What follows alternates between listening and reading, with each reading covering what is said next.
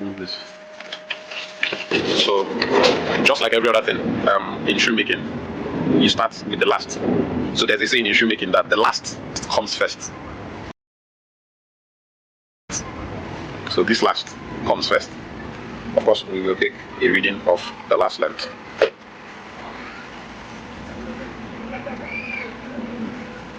So this is 33 cm.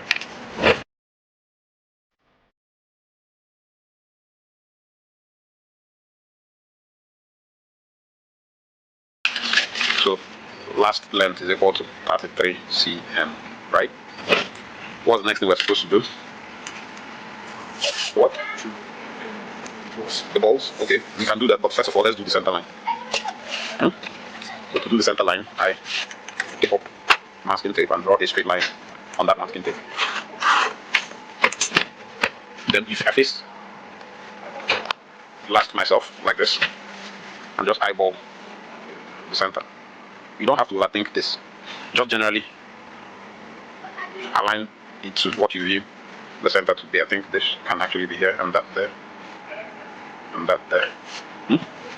The same at the back.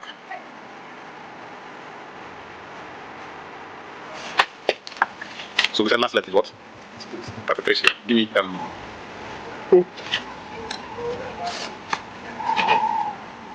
we use this to connect these dots.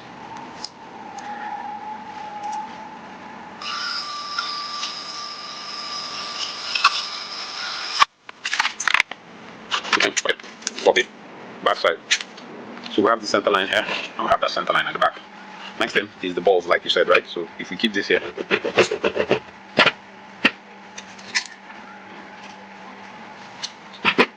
notice that this place is touching the ground, that place is touching the ground, and then the tape. So if we connect here, connect here to here. What's this line called? This point is called vamp point. So this line is what? The vamp line. So this is the center line, the vamp point, and this is the vamp line. And we said the reason why it is called vamp line is your vamp facing cannot go beyond the vamp line. It can stop in front of it, but never really beyond the vamp line. Alright? So now, we've gotten our balls, center line, vamp line. The next point we should get marked out is our instep. Yeah? And the formula for the instep is what? That's last length divided by 4. So that's 33 divided by 4. And that gave us 8.25. Okay, so let's get all our formulas. Instep is equal to last length divided by 4. So counterpoint is equal to last length divided by what? By 5. And the last length divided by 8 is for what? All the things that fall across, right? So let's do the instep and the counterpoint now. So the instep, where do we measure the instep from? From the vamp point. And the last length divided by 4 is 33 divided by 4, which is equal to 8.25. Last length divided by 5 is what? 33 divided by 5, which is equal to 6.6. So our instep, therefore, will be measured from the vamp point, going up on the center line, 8.25. So this is 8, 8.1, 8.2, 8.25 will be somewhere here. So that is our instep. The counterpoint, where do we measure the counterpoint from? From the bottom of the center line at the back. So from here, we measure 6.6. So this is 6, this is 6.5, 6.6 will be somewhere here. So we mark out counterpoint right here. So this is all that we need. This last is mostly symmetrical, but so that we are not constrained to always tape the last, let us create a mean form for this last. That will mean we'll cut this last along the middle here and at the back, peel off this two parts. So this is, what side is this called? Lateral side. And this side is called what? Medial side. And if we peel out these things, what would each of them be called? Things are called what? The last copies. The last copies. Right, so let's peel out our last copies and use that to create our mean form.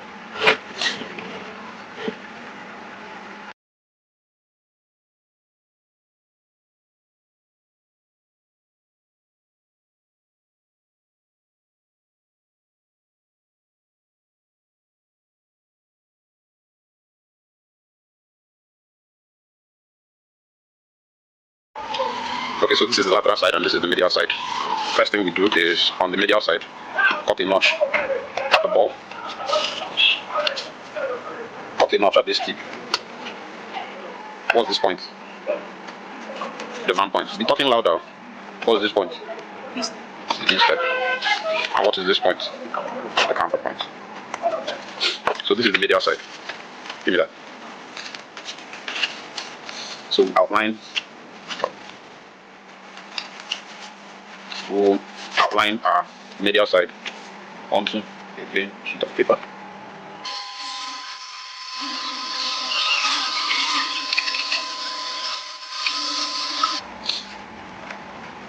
And we will take this one, try the best we can to align the tip to the tip, counterpoint to the counterpoint, and then so the counterpoint is aligned to the counterpoint, the tip is aligned to the tip. So let's align this.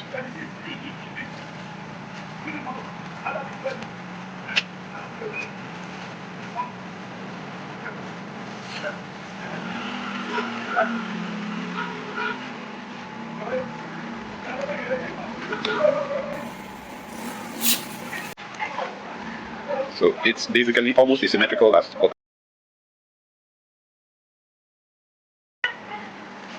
So this is our, what's this point? Our new vamp point, right? The back is very symmetrical, no problem there. And then we said, so this is our two balls. We use the middle.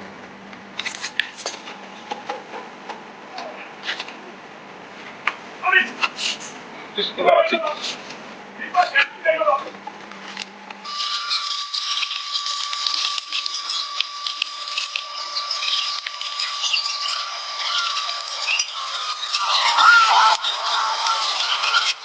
So this is our what?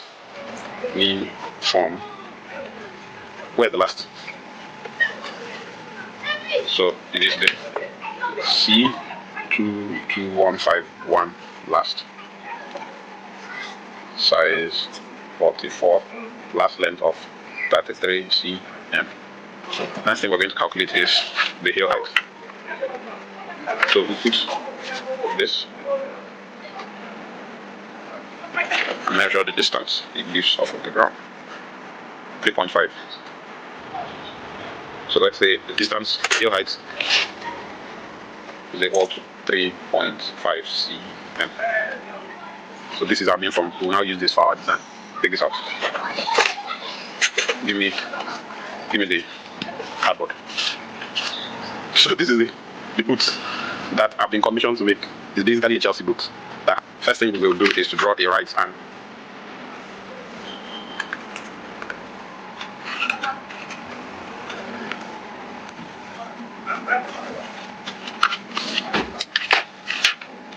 The heel height is what? 3.5 cm. So on the right angle we will mark 1, 2, 3.5. So 3.5 cm there. Then about 2 cm into the heel of the last, we will place that on the heel height point. So we outlined our mean form, marking in all of the cardinal points. I just want to verify that this is the accurate height of my counterpoint. Okay, there it is. So in designing a boot, now key thing you need to notice about boot is that you have this last. Sometimes you are designing, because it's a boot, you are never going to build a last that extends all the height of the boot. So you are actually imagining the subparts of the boots that are not on the last. Like this is where our last stop now, but our boot is going to go higher than that. Even though here it doesn't go any so higher than that. So we may just add about 1 or 2 cm above the ankle length of the boot, right? Now, so we need to extend this sheet of paper. Give me extra paper.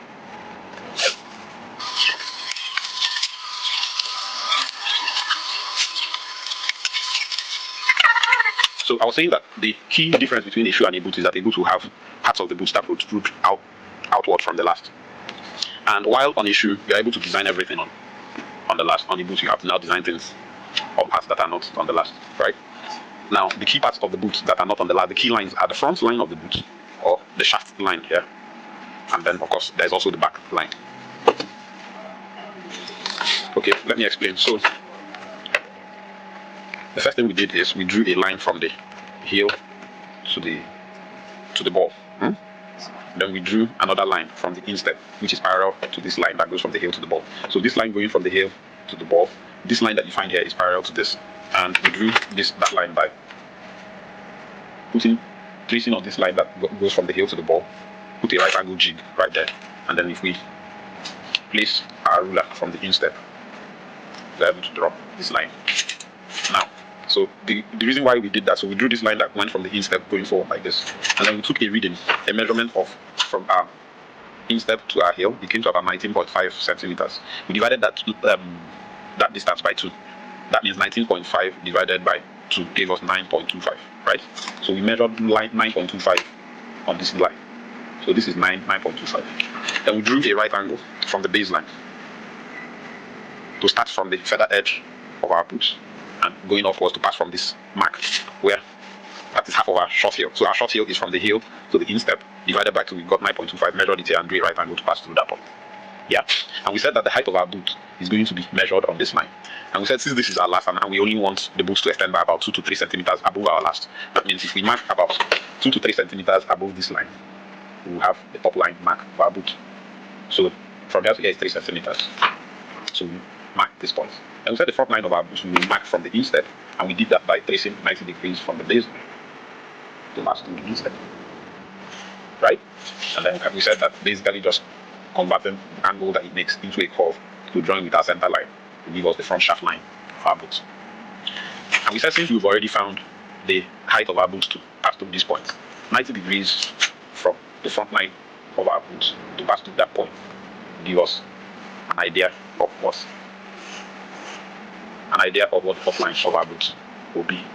Yeah, we can basically get the back line of the boot by simply just curving this place in like this. But if that is what you're doing, you must be sure that this distance here, the distance you have here, corresponds to the shaft girth of your customer. The shaft circumference, that means bring up your leg. So let me give you an example. If you take you are the one who is going to wear this boot, if you take a measurement of from here to here, so from here to there is about 15 centimeters. Bring your leg. And if you measure 15 centimeters on your leg, right? So let me see if I can guess. Maybe bring it in a little bit. Sorry that I'm using your leg as model, right? Now, if you take a measurement on your leg about going upwards, so this is where 15 centimeters is on your leg. Yeah? So let me mark an erasable. So this is the 15 centimeters mark on your leg. Where's that 15? So this is where we have 15 centimeters on your leg, right? Now, if we take a reading of the circumference around this place, around here, so you see that it gave us, let's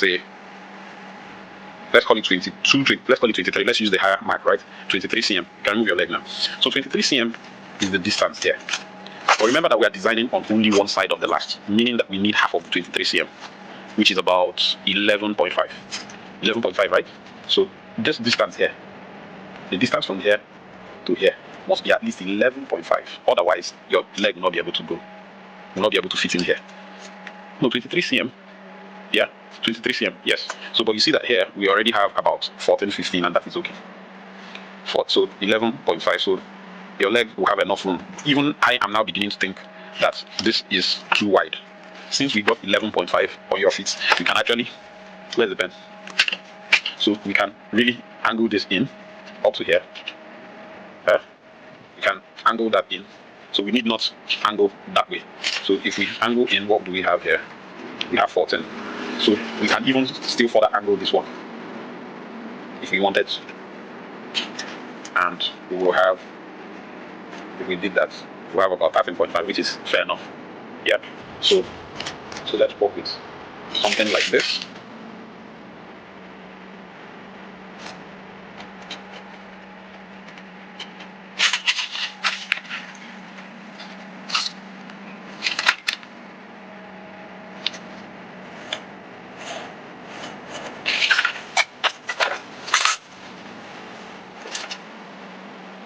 I usually like to use some clearance from the body of the last, so let's use this, right? So that's easy to pull out the last especially. Okay, this is an F last, it will work. So this becomes the design of our simple boot. Once you have this, it's just like when we were doing loafers. We first of all constructed a simple loafers. Yeah, so this is a simple boot. You can now add any design you want to do on this boot. And since it is a Chelsea boot, all we need to do is what do we need to do? So take a reading of this distance. So let's call it 14 cm. Yeah, let's call that 14, meaning that half of the distance is 7. So if we draw a right angle from here,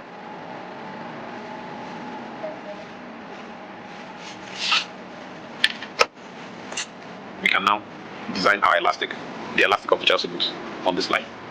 This is my own design preferences when I'm designing Chelsea boots. I see some people when they're designing Chelsea boots, they actually put their elastic and it goes all the way down to this area, right?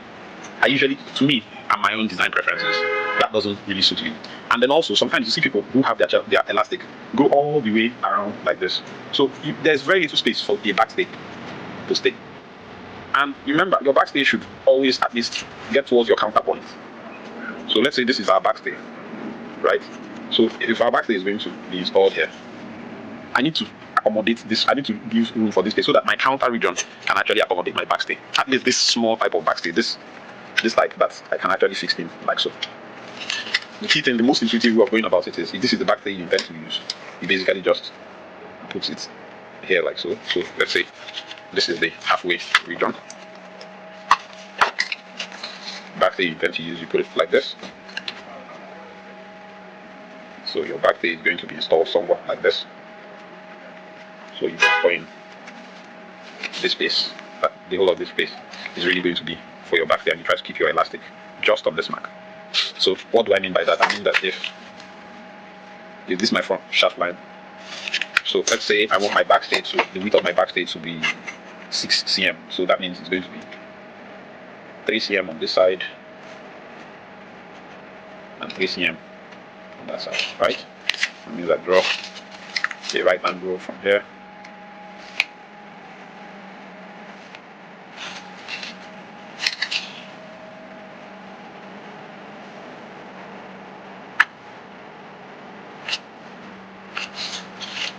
And I'm going to try to keep. So this is where my backstay will be. So I'm going to try to keep the design away from here. I can decide to, so that the backstay is not too symmetrical. I can decide to flare it out about a little bit like this, open it up since I still have some space. And then basically just, it's a design choice really. So let me speed it up and do the design, and then we'll get back to this.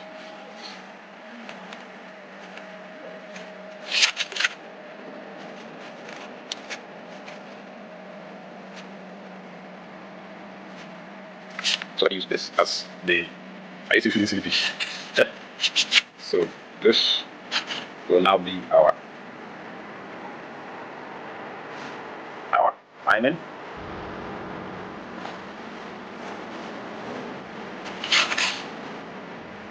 This will fall in here like this. That will fall in there like that. So this is our lining. If I had a shader, I would have shaded this thing so that you see it, but I guess it will make sense when I cut it out.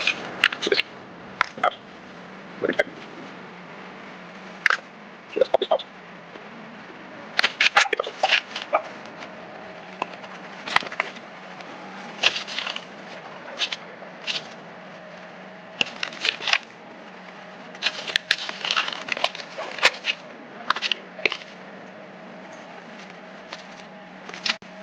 So this is our boot. Remember, this is the center of the elastic. But again,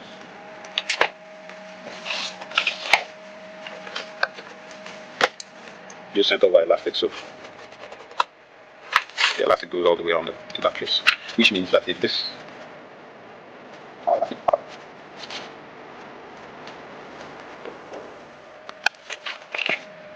so this is our elastic pattern. Let's cut a notch here to indicate that this is the center, and another notch here to indicate that this is the center. And then, because it can sometimes be confusing, let's cut a notch here to show that this is the front. This is because we're going to flip it over. So when you're flipping, where you have the notch here indicates front. front. Yeah, so keep this, no problem with this.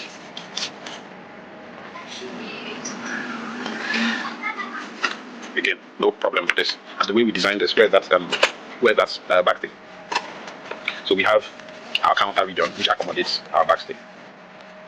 So all we need to do is stitch this together, add a back flap to it, and then we are still able to install our backstay into this place, no problems whatsoever. So this side, no problem. This is the part that needs some springing. We need to flatten this out to be able to get the pattern that we're going to use for our Chelsea boots. So that's the next thing that we're going to do.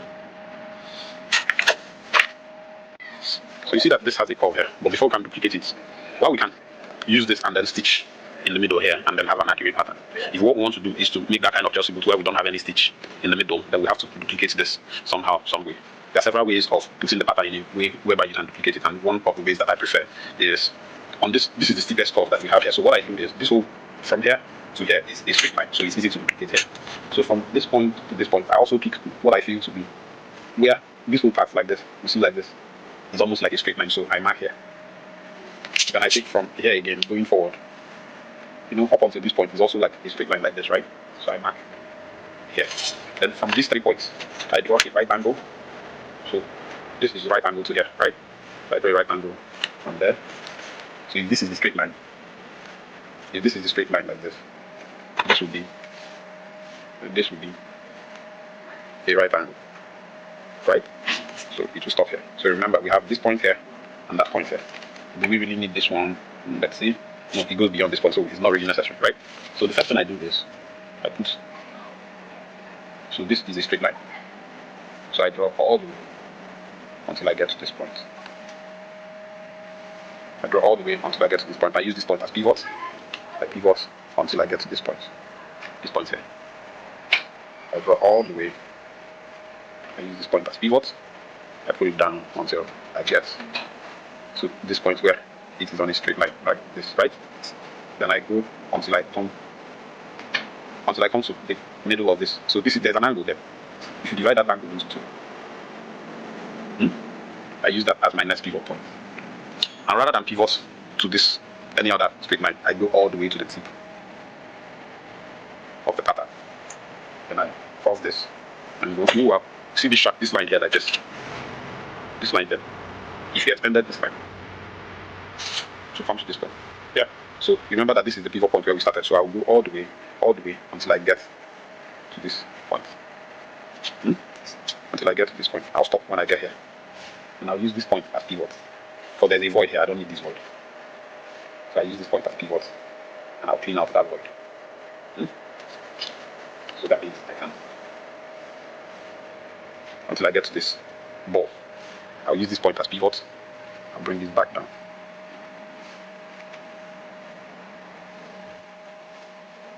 So I'm bringing it to intersect with this angle, really. So intersect with this angle. Now, I can use this, especially since I don't have any design in front of the last, but this is elongated. So this is where we got like this. If I use this like this, there will be some errors in it, and the main error will be that I've extended the total length of this thing. Because when you start like this, see, you started like this point was here. When you do this like this point has moved to here.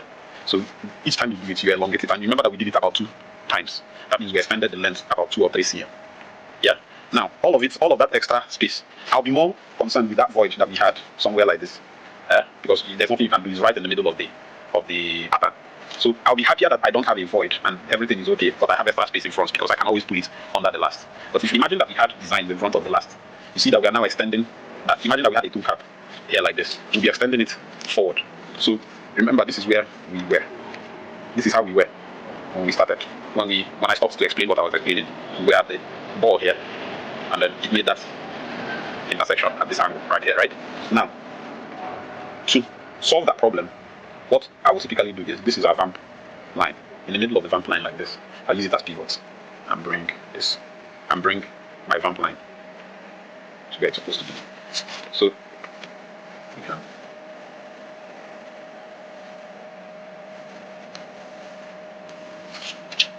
So this will now be corrected. So this will be the corrected length. That extra length that we added here, we have removed it here, such that we can have something.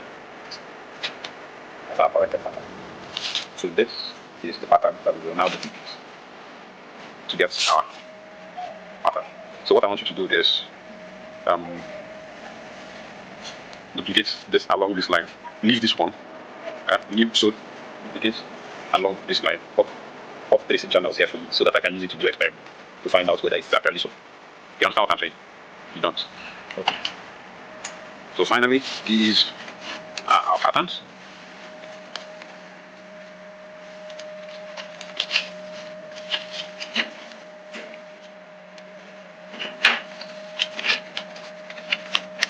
This is the one that we have spun. So let's mark this on leather and crimp it. Move this.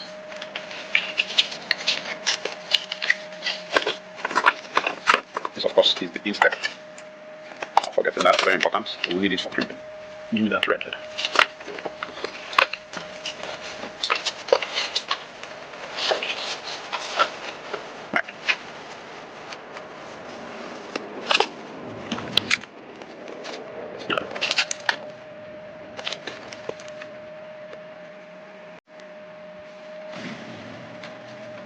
I'm going to be a person else. Strong. So, don't forget to get that. So let's use this.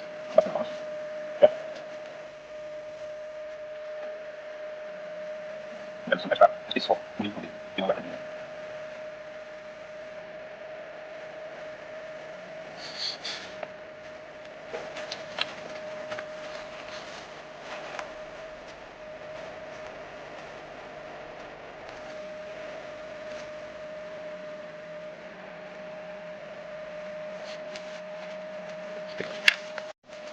Alright, so we soaked the thing in water. It's not as soaked as I would love it, but we don't have so much time. Key thing is, you see the way I have put the crimping board. Many people think the crimping board should be used like this. Well, I don't know. This is what works for me. I put it in a V shape, like this. And then I target the instep of the pattern.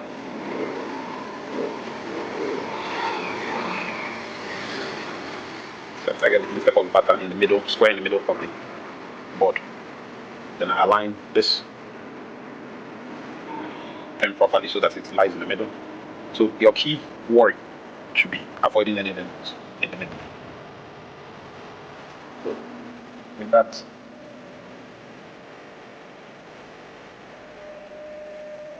give me the staple.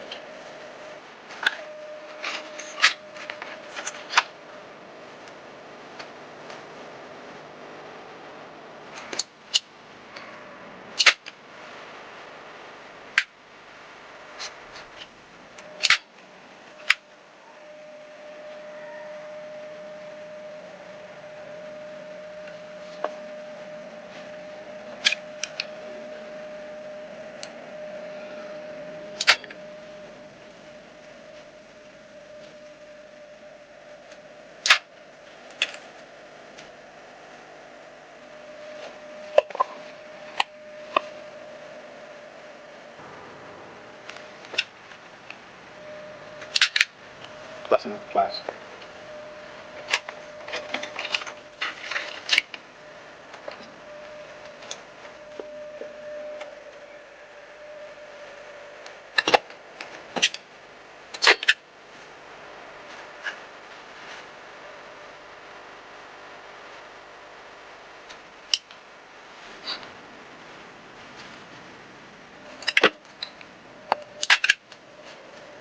Once you're at this point, your work is almost done. Just actually, yeah, all that's sorted.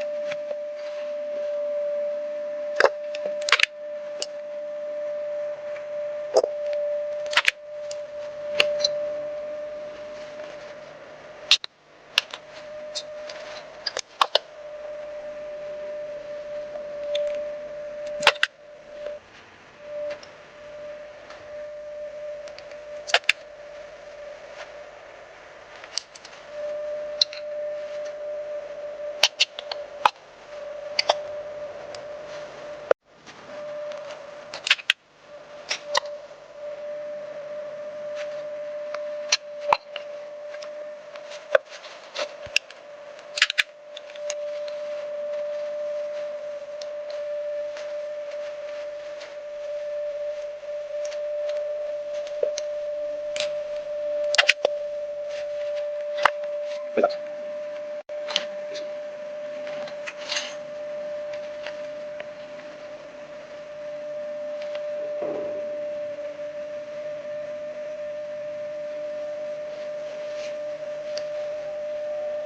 Give me the other one.